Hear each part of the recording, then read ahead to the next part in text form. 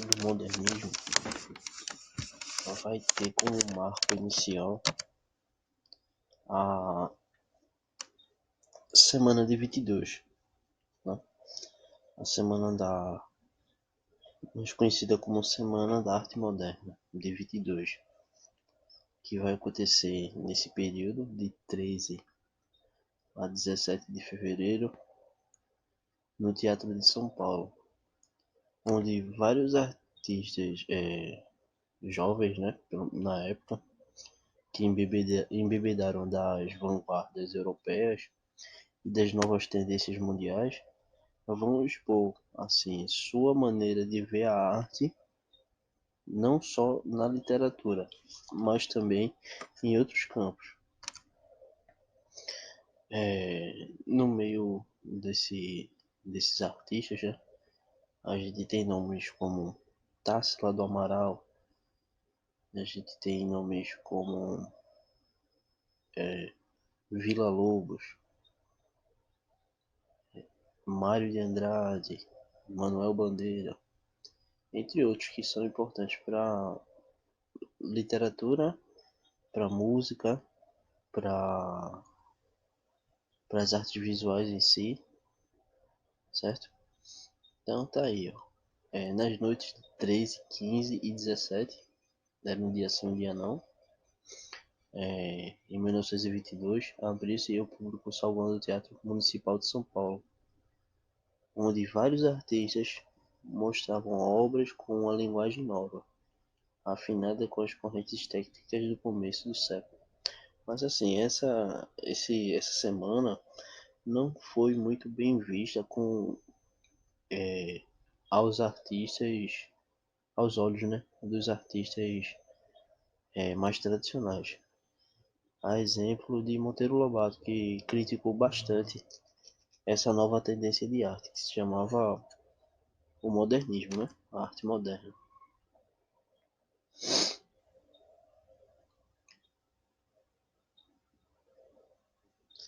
Então, no período, né, que fica entre 1922 e 30, a primeira fase do modernismo, né, houve o que? Uma grande divulgação maciça, né, muito forte no Brasil, com o que? Com revistas, com manifestos, assim como faziam os vanguardistas europeus, e com grupos, né, grupos que tinham uma ideologia bem parecida e tentavam assim fazer a propaganda desse novo movimento artístico que o Brasil teve, tá bom? Então vamos ver aqui as revistas que foram lançadas, né, nessa época. E essas revistas eram também encabeçadas pelos mesmos artistas que começaram esse movimento, certo? Então a gente tem a Claxon, a gente tem a revista Estética, a revista Festa no Rio de Janeiro, que essa revista Festa tinha a colaboração de Manuel Bandeira. A gente tem a revista Terra Roxa e Outras Terras, a revista Verde, a revista de Antropofagia e a revista chamada A Revista, do lado de Belo Horizonte, que teve a colaboração pelo menos na época, né, o escritor bem novo chamado Carlos Drummond de Andrade. A gente tem os grupos, né, os grupos também, assim, grupos literários, artísticos, né, que também tinham afinidades políticas. Então, existia assim os grupos separados, né? Eles tinham visões diferentes, visões opostas, e por isso que havia esses grupos.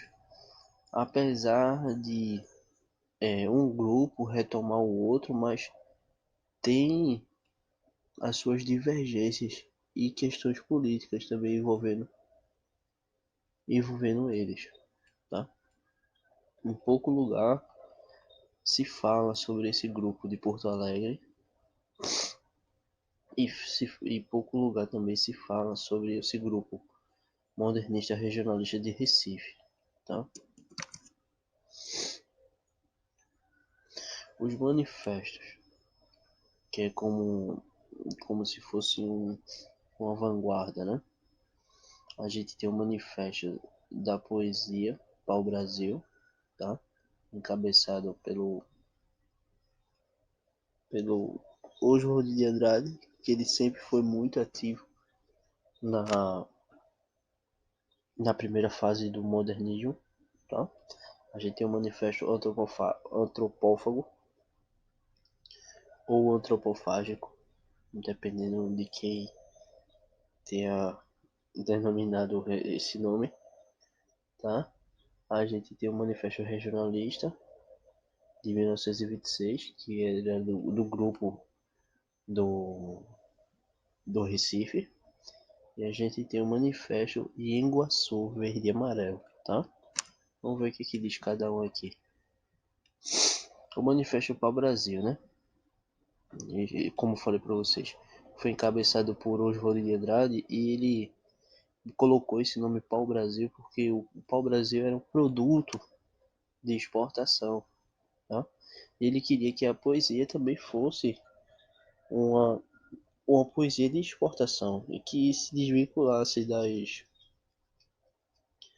das características europeias que vem vindo, né? Desde o início da nossa arte ou da nossa literatura. Quando a gente fala de Oswald de Andrade, a gente fala especialmente a literatura, tá?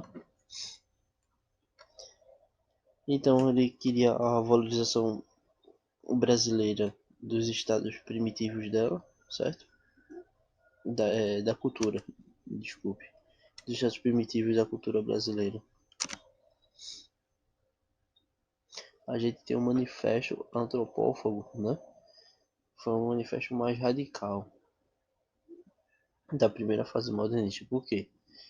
Porque o antropófago, né? Como a gente sabe, ele é o que? Um canibal, né? Ele pega a energia do seu inimigo comendo, né? Ou seja, pega as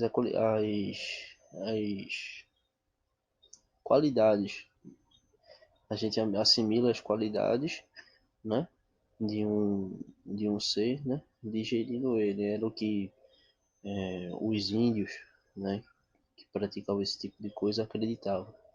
Então é mais ou menos nesse viés que o que? A gente importava aquilo que era importante, né? Que achava que era qualidade e transformava esse produto importado em exportável. Ou seja, a gente pegava uma coisa, uma ideia, transformava ela aqui no Brasil e exportava novamente. Ou seja, divulgava ela novamente.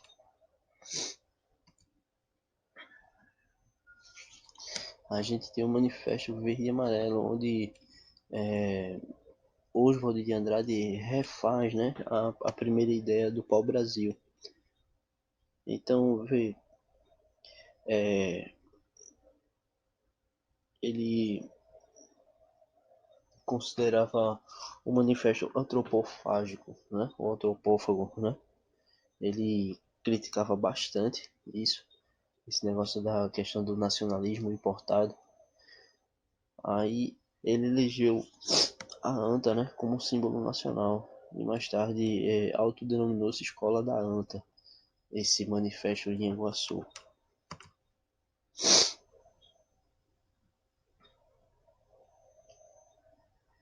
Só uma observaçãozinha. Iguaçu é um nome de um quadro de Tarsila do Amaral, que é bem famoso. E Tarsila do Amaral deu esse quadro de aniversário para Oswald de Andrade. Eu acho que é por isso que ele colocou o nome do grupo de um grupo Manifesto de Iguaçu Verde e Amarelo. Então a gente tem um manifesto regionalista, como falei para vocês, foi feito aqui no Recife, certo? e pregava a reabilitação da cultura nordestina, certo? Um reavivamento. Em outros momentos da literatura ou da arte, a cultura, né, do Nordeste foi levantada, só que depois entrou no hiato muito grande. E isso daí foi uma maneira de reaver, né, a cultura nordestina e dar uma revalorização, um novo significado para ela a partir daí.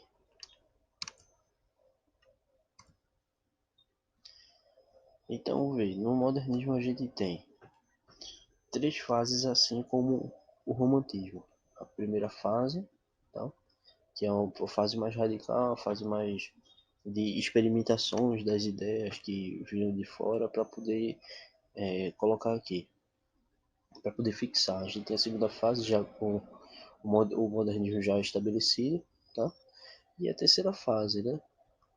Que é a fase de 45 até a atualidade. Alguns literários falam que o modernismo se estende até a nossa atualidade, mas isso daí são outros conceitos, tá? A gente vai ver até os três autores importantes da época de 45, e a partir daí vai surgir várias tendências de literatura, como a gente fala sobre pós-modernismo, a gente fala da literatura contemporânea, e outros movimentos, literatura marginal e por aí vai.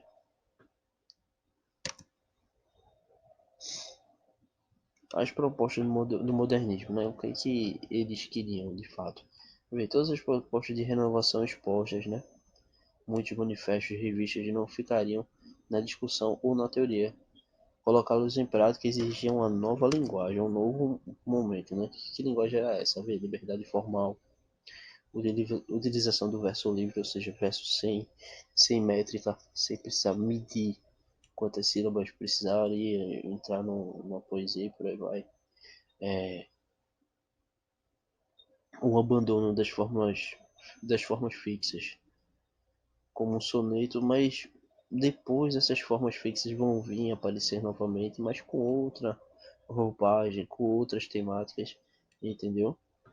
A ausência de pontuação, mas